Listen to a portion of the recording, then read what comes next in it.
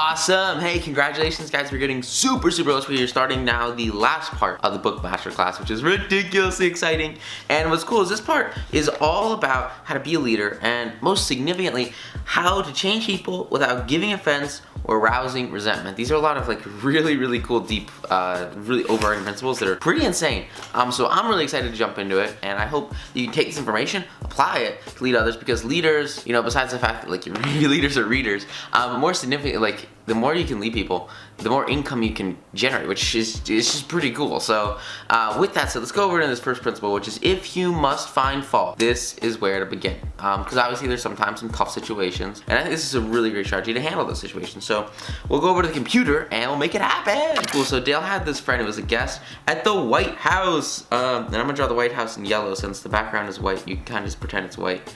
And what's cool is this is during like Calvin Coolidge's administration. If you guys don't know Calvin Coolidge, he was like one of the coolest presidents. He was just like super chill. He was like, dude, I care, but not that much. And he was just one of the most like relaxing presidents, which is this is a cool guy.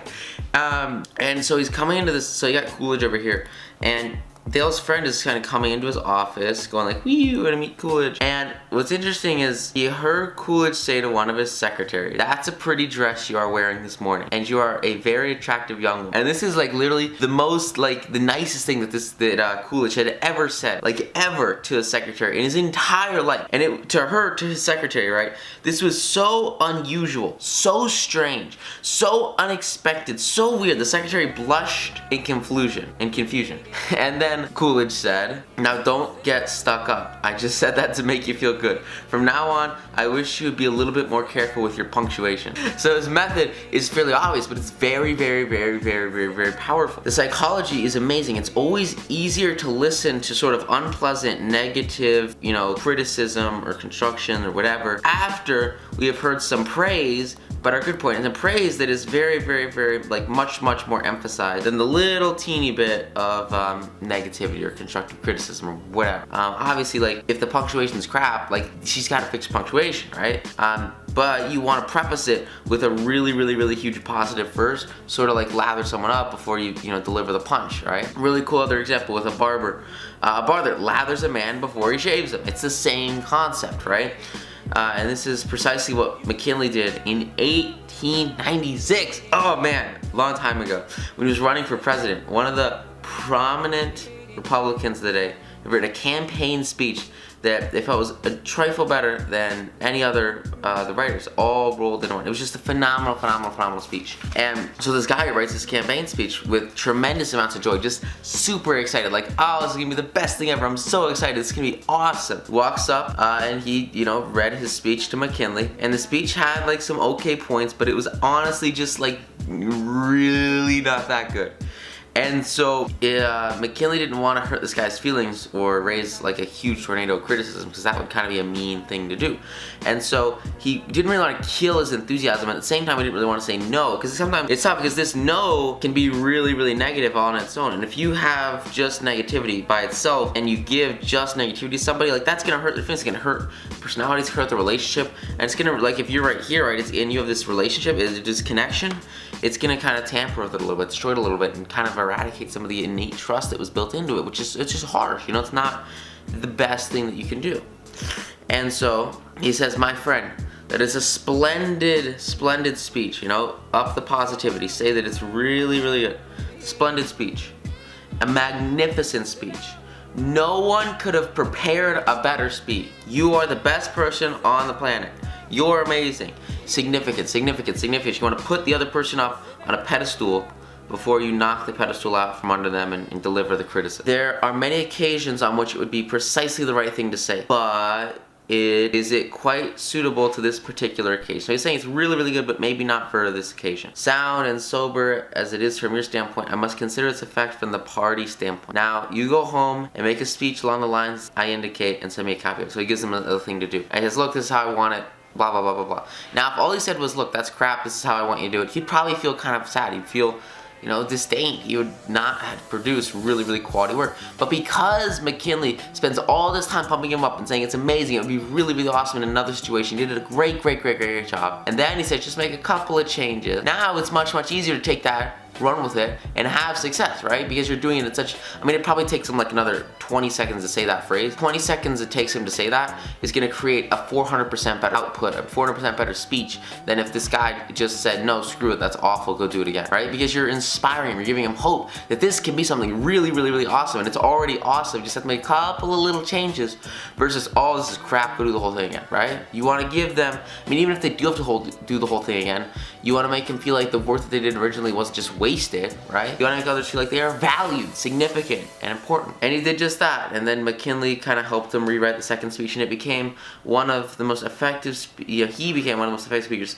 of the campaign. It was a very, very, very, very, very, very powerful speech. Why? Because they collaborated, right? 2, 1 + 1 is 3. I mean, together, there's so much more than they could ever be alone. And so, it's cool stuff. Here's actually a really, really famous, second most famous letter that Abe Lincoln ever wrote. The most famous one was expressing, about how sad he was for some lady who lost 5 sons in battle, which is, it's a hard letter to write. That's tough. But here's a really good letter. He probably wrote this letter in about 5 minutes. And in 1926, it sold for $12,000, which is about $120,000 today, which is kind of insane, which is more money than he was actually able to make during the first half century of hard work. Which I thought was kind of interesting, this idea of compound growth, right? This $120,000 in today's dollars, in the first half century of Lincoln's work as a human on this planet, he was not able to make that much money, and then he was able to make that much in like literally 5 minutes. So it's this idea that like the work you put in at the beginning is what creates the output in the end, which I don't know, it's just this idea of compound growth. Really, really cool concept.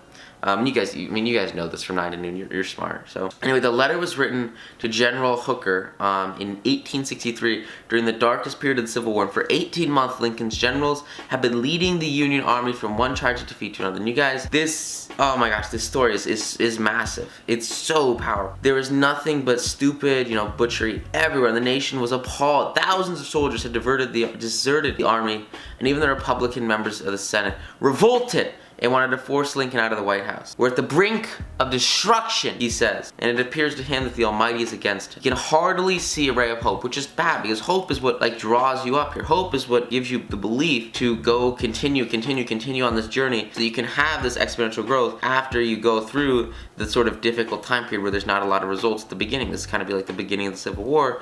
There were not a lot of results until they got to this exponential growth period, which is tough, right? And then, this was a period of sorrow, a period of chaos, out of which this is kind of where this letter came from, which is pretty powerful. And this letter is really, really cool because it shows how Lincoln tried to change this general when the fate of the nation could have depended on his action, which is kind of insane. Think that one person could have determined the fate of every single person in the US. I mean, it's pretty an insane concept to think that this letter literally affected every single person ever, which is kind of crazy. So that's just kind of this idea this is a really important letter. Perhaps one of the sharpest letters that he ever wrote after he became president was this note, and it was a note that where he praised General Hooker, and then at the end of it he spoke of his grave faults that needed to be fixed. And that, those grave faults were important, but Lincoln didn't he didn't focus on them. He was much more conservative, much more diplomatic, and he wrote, there are some things in regard to which I am not quite satisfied with you. That's the worst thing that he said to him. So with that said, here's the letter. This is a really powerful letter, so I want to read it to you guys because it's super cool. And there's a couple of things that I really want to point out to you about the way that he words some of it is really cool, so I'll point it out to you. Okay, it says, I have placed you in the head of the army of the Pontiff. Of course, I have done this upon what appears to me to be sufficient reason. I believe in you. You are strong. I have faith in you, right? And yet I think it best for you to know that there are some things in regard to which I am not quite satisfied with you. So you gotta understand, this guy's making some pretty huge mistakes. And this is really the worst thing that he says to him in the entire letter, is there are some things that are in regard to which I am not quite, look, notice how he just draws out his sentence and makes it 7 words long to describe the word, I'm not happy. He makes that a 10-word sentence, and he does that to make it sound significantly more diplomatic, right? So it's not focusing on the negative, and instead of, if you have a 5-word sentence and it says I'm not happy or with you, right? What's that gonna do? It's gonna put a lot of emphasis on the dissatisfaction. But if you spread out the sentence and you make it much longer, and you have maybe 2 of the 3 words out of the 15-word sentence say I'm not happy, then what's that do? It makes it so that it's much less concentrated, right? Great example is if you guys, you know, getting swole having protein shakes, you put in, you know, a scoop of protein powder with some, you know, oil or whatever you use, in like 4 ounces of water, and you try to drink it, it's gonna be freaking disgusting because it's so dense. But if you do it in like, you know, 20 ounces of water, it's like cool, you know, not a big deal. Or if you use like really hot water, I don't know if you guys have ever tried this, but if you make like a protein shake with hot water, they try to shake it up to like explode all over the place. And especially if you use like 2 or 3 or 4 or 5 ounces of water, it's so dense. And because it's so dense, like it's much more difficult to contain. But if you dilute the protein powder, if you dilute your arguments, if you dilute your criticism, and you want to make it, you know, as little as possible, if you dilute it over more words, then it becomes much easier to drink down. It becomes much more easy to consume, much more easy to understand, and comprehend, and just take it in. You know, it's a lot easier to drink, you know, a green smoothie just like with blended spinach. If you sort of dilute the blended spinach with like bananas and apples or strawberries, not apples. I did not make a smoothie with apples, but just, you know, some other fruits and stuff. You know, it makes it a lot easier to down that smoothie than it would be if it was just like straight criticism, if it was just straight spinach. Yeah, green smoothies with spinach are really good. I would highly recommend. So yeah, you just put spinach and water in a blender and it's like, so good. So he says, I believe you to be a brave and skillful soldier. Brave, skillful, praise, right? You're amazing. You're the best.